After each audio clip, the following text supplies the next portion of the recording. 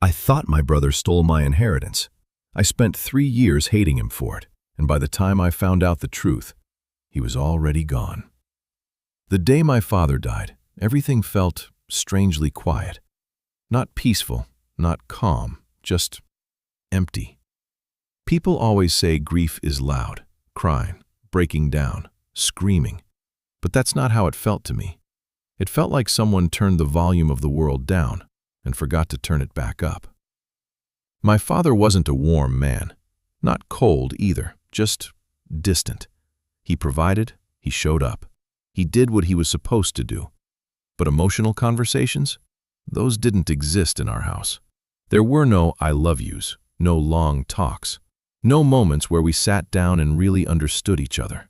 There was just structure, rules, expectations, silence. I have a younger brother. His name is Aaron. We were never close, not enemies, just separate, like two people living parallel lives under the same roof. I was the responsible one, the one who followed the rules, did what was expected. Aaron wasn't.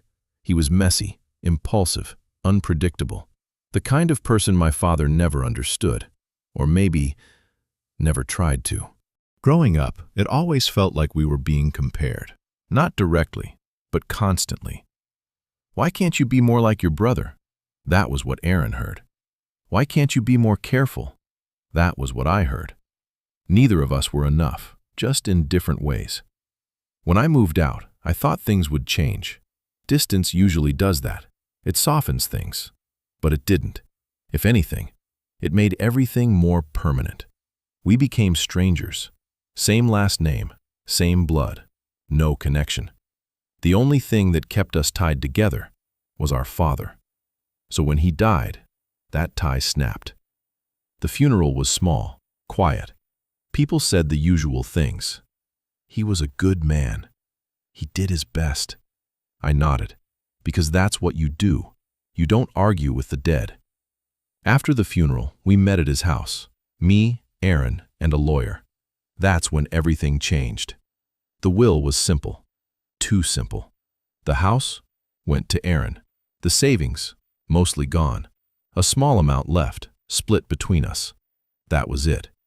I remember sitting there, waiting for more, something else, but there wasn't. That's everything, the lawyer said. Everything. Years of work, a lifetime, reduced to that. I looked at Aaron. He didn't look surprised.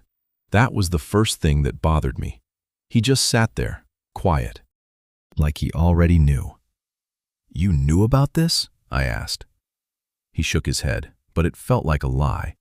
Because how could he not know? How could he just sit there, so calm, while everything shifted? That's it, I said. That's all he left? The lawyer nodded. Aaron didn't say anything, and that silence started everything. Because when people don't explain themselves, your mind does it for them. And my mind went somewhere dark. I started connecting things that didn't make sense before. Aaron visiting more often, spending time with our father, being around when I wasn't. It all started to look like something else, something intentional. You talked to him before he died, didn't you? I said. Aaron looked at me. I visited him, he said. That was it. No explanation, no defense, just that. I knew it, I said. I don't know why I said it, but once it was out, I couldn't take it back. You convinced him, I continued, didn't you? Aaron frowned. What are you talking about? But I didn't listen, because at that point, I had already decided. You got into his head, I said. You knew I wasn't around as much. You took advantage of that. Aaron stood up. You don't know what you're talking about. But I did. At least, I thought I did. Because anger is easier than confusion. Blame is easier than grief. You took everything, I said. And just like that, he stopped arguing. He just looked at me, long, quiet. Then he said something I didn't understand at the time. If that's what you want to believe, then believe it." And he left. That was the last real conversation we ever had. The next 3 years were built on that moment. I cut him off, blocked his number, ignored his messages, told people what he did. Not directly, but enough. Enough to shape a story, a version of events that made sense to me, that made me the victim, and him, the one who took everything. Life moved on. I built my career, made money, bought my own place. But something always felt unfinished. Not regret, just something unresolved. Then one day, I got a call from a number I didn't recognize. "Is this Daniel?" "Yes." "This is St. Mary's Hospital." My stomach dropped. "It's about your brother." Everything went quiet again, just like the day my father died. "He's been admitted," the voice said. "His condition is serious." I didn't hesitate. I went, because no matter how much time passes, some things don't disappear. They just wait. Aaron looked different, thinner, weaker, but still him. He saw me, and for a moment, something softened in his expression. "You came," he said. "Of course I did. I just didn't know how to say it." We talked, awkwardly at first, like two people trying to remember how to exist in the same space. Then he said something that changed everything. "You still think I took it, don't you?"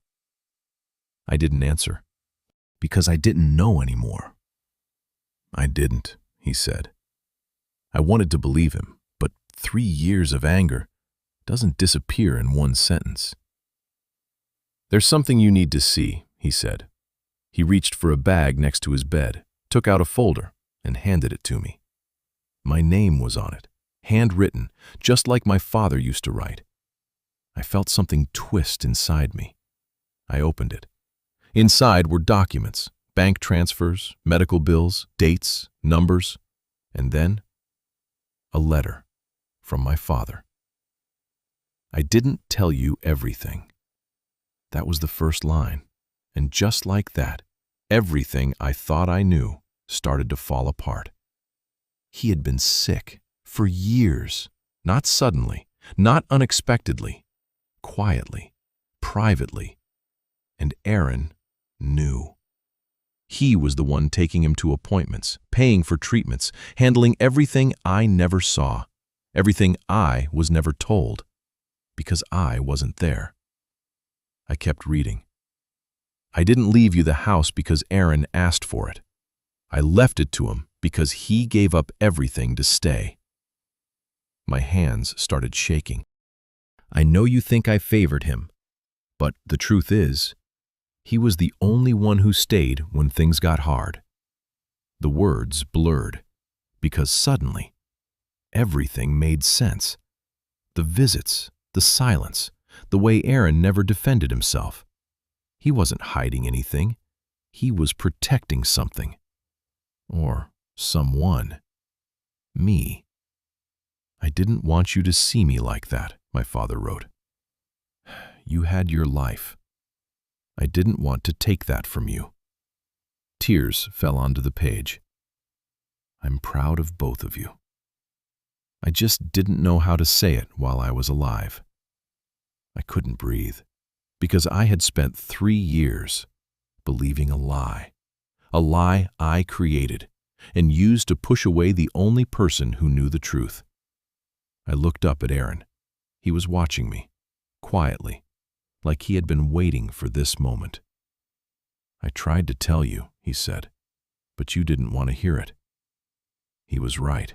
I didn't, because the truth would have meant I was wrong. And being wrong is harder than being angry.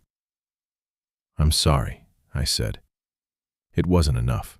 It would never be enough. But it was all I had. Aaron smiled, weakly. "It's okay," he said. And I believed him, because he was always better at letting things go than I was. He passed away 2 days later. And this time, The silence wasn't just quiet. It was heavy, permanent.